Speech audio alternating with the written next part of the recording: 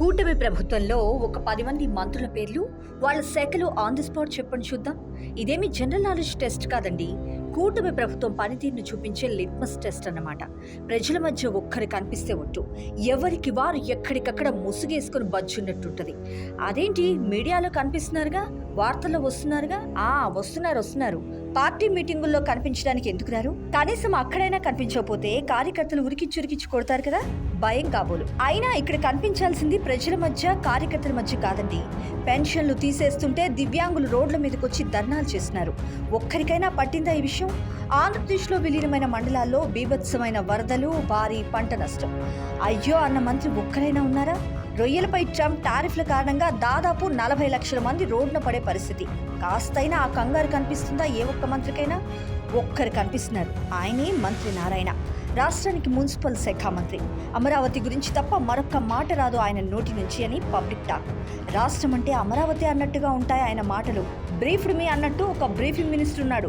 Cabinet meeting జరిగాక meeting points రాసుకొని media ముందు చదివే మంత్రి ఆయన. పేరు పార్థసారథి. ఇక యాక్టివ్గా కనిపించే మంత్రి వంగలపూడి అనిత.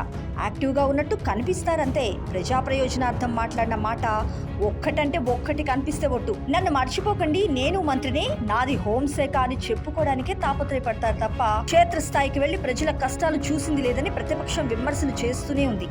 మంత్రులంతా ఏసీ రూములకే పరిమితం అయ్యారా ఏంటి? పోలీస్ సెక్రటేరియట్కైనా వస్తున్నారా?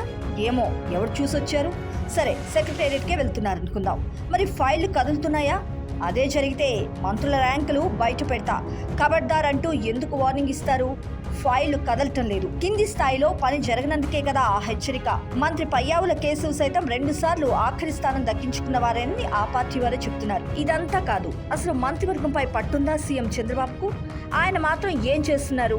నెలకొక్కరికి పెన్షన్ ఇవ్వడం కోసం బయటకు వస్తున్నారంతే అని కార్యకర్తలే బాహాటంగా మాట్లాడుకుంటున్నారు. లేదంటే టెలికాన్ఫరెన్స్ ఆన్ చేసుకుని అందుబాటులో ఉన్న వాళ్లతో మాట్లాడుతుంటారనే టాక్ ఉంది.